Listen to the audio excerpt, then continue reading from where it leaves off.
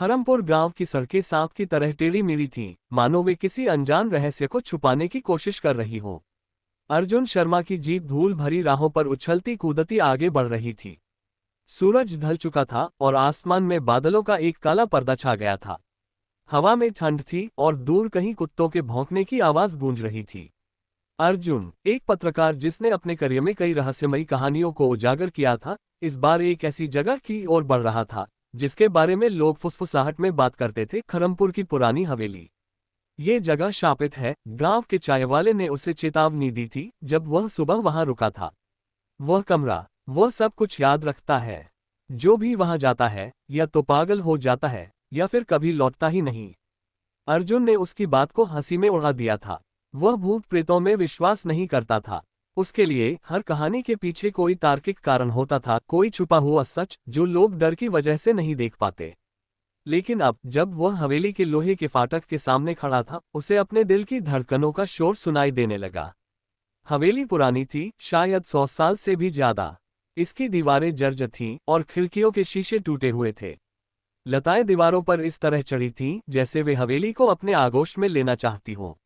फाटक के पीछे एक उजाड़ बगीचा था जहां सूखी घास और कांटेदार झाड़ियां उगी थीं। अर्जुन ने अपनी टॉर्च जलाए और फाटक को धक्का दिया। वह चरमराता हुआ खुला, मानो कोई अनचाही मेहमान का स्वागत कर रहा हो। ये तो बस एक पुराना घर है, उसने खुद को तसल्ली दी। लेकिन जैसे ही वह मुख्य द्वार की ओर बढ़ा, हवा में एक ठंडी सिहरन दौड़ गई।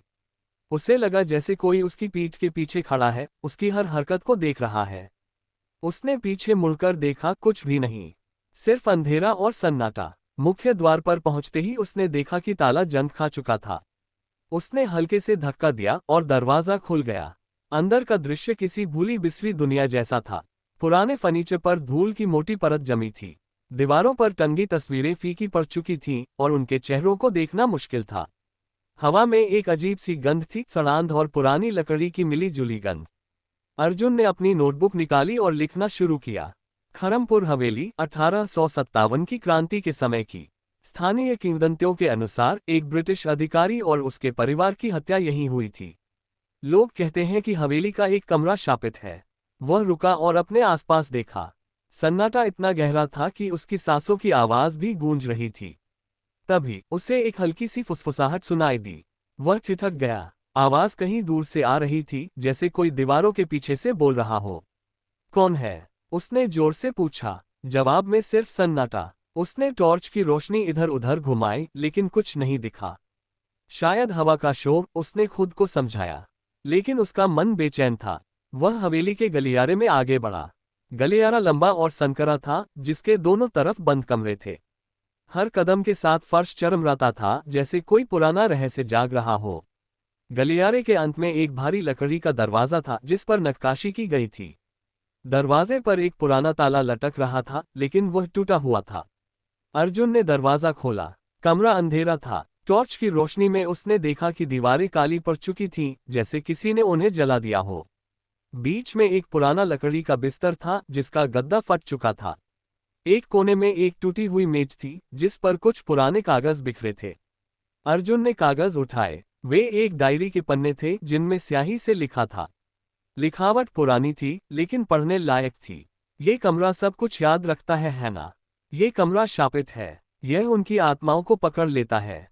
अर्जुन ने पन्ने पलटे। यह एक ब्रिटिश अधिकारी की डायरी थी जो 1857 में यहाँ रहा था। उसने पढ़ा, हर रात मुझे उनके चीखने की आवाजें सुनाई देती हैं। ये कमरा मुझे छोड़ता नहीं।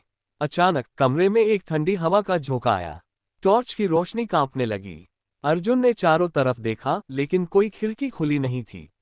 फिर वही फुसफुसाहट, इस बार और साफ। अर्जुन, उसका नाम। वह पत्थर की तरह जम गया।